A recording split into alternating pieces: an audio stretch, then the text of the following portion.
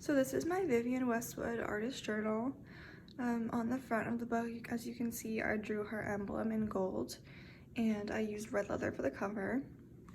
I did the traditional Japanese bind. And yeah, that's what it looks like.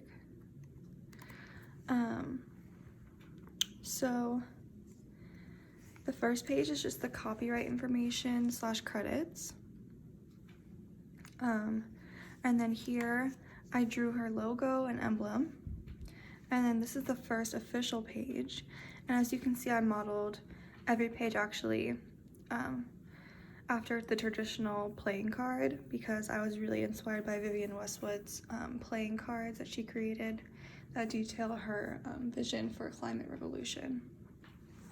So the first page here talks about how her parents have deceived her and that they didn't tell her as a child about Jesus's death and they only informed her of his birth. So here I included some text from the Bible, and then this is a picture of her parents, and then this is Vivienne with the words deception going across it. So yeah,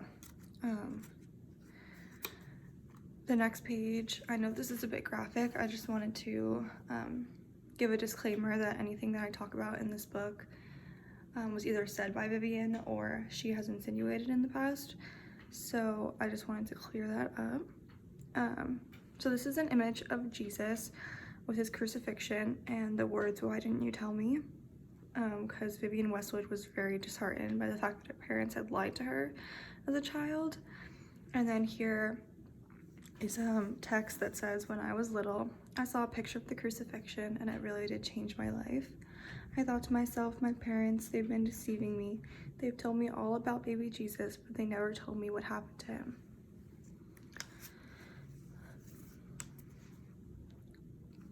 And here is a collage I made of Vivienne when she was at the age of 3 or 4 with the words, "I can't trust the people in this world. I've got to find out for myself." And then here it says, "If children don't know the truth, how are they supposed to discover themselves? Our time on this earth is so goddamn limited. If we can't understand that at a young age, we're wasting all we have. I lost respect for my parents. I suddenly realized that this is what the world is like, full of cruelty and hypocrisy."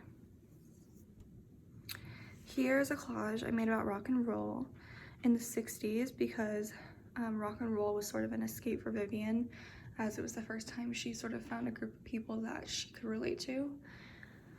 Here it says, "The rock and roll movement was sort of an escape from the life my parents had set out for me. I was always a bit of a rebel. I mean, hell, I still am. I do whatever the fuck I want. That's how it's always been and how it always will be." Here is an image of Vivienne saying help amongst other images I collaged about the American dream because her parents had sort of, as a child, conditioned her to believe that the American dream was the only option for her life, which is actually interesting because she's not American, she's British, but anyway, this is text that says, "Mom and Dad always tell me that one day I was going to find the one, that you're supposed to stay with the one man. But I always knew what that meant, what that really meant." And then here it's her saying, "I knew I had to get out," with a little image of her on a bicycle riding off into the world. And then it says, "Derek and I split up mostly because I was not fulfilling my potential to understand something about the world. What we were actually living was the American dream. I just realized, no, it's all a load of old rubbish. I knew my fate as a young mom in marriage, and I wanted anything but that. All I wanted was to save the world." Here's an image, an illustration of Vivienne as a knight, which I based off of a quote that she said, which is actually on her shield right here, which says, "I did feel like a knight to stop people from doing terrible things."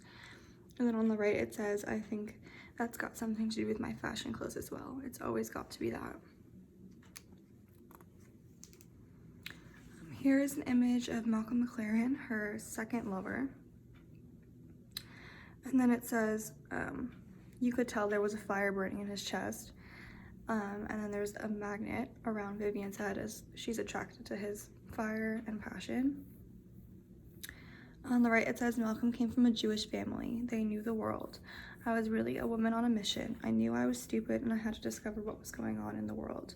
I became attracted to his energy. Here's a collage of Mr. Freedom, which was the first shop her and Malcolm ever sold their records and clothing at. And then on the right it says, my favorite shop, Mr. Freedom, was at 430 Kings Road. The shop manager invited Malcolm and I to sell our records in the back half of the shop. That's when we started also making clothes. It was first called Let It Rock, then Too Fast to Live, Too Young to Die, then Sex. Every time we changed the name, we changed the clothes. It was like doing a new collection each time. Malcolm and I wanted to confront society. We invented punk. So this is an image of one of the most famous pieces Malcolm and Vivienne ever created, which was the Destroy Muslin t-shirt. And it says, I am an antichrist. I am an antichrist. I don't know what I want, but I know how to get it. I want to destroy the passerby. I want to be anarchy. And then on the right, there's an image of Malcolm with devil ears and tail, and then Vivienne saying fuck you because Malcolm turned out to be not the person that he looks like on the outside. And then here it says, on the outside, Malcolm was a genius, and he was. He had a good mind, but he was also provocative, selfish, and spiteful. He drove me mad. He told me I would be nowhere without him. Ironic, isn't it? I would never have admitted this when he was alive. He made me feel powerless. When I left him, he begged for me to come back. But I had already found the strength I needed to find myself again. And then on the right is an image of Vivienne with the words, you have to make people feel great before you get change. So I became great. And then on the last page, it says, my incredible success means nothing to me. There are only a few people in this world who can understand what is really important to me. Andreas always knew me as Vivienne, the girl who tried to save us all. Others only know me as Vivienne Westwood, the great English designer. I am both, but I only really ever wanted to be one. I was given a platform nonetheless, and my platform has given me the opportunity to enact change in this fucked up world.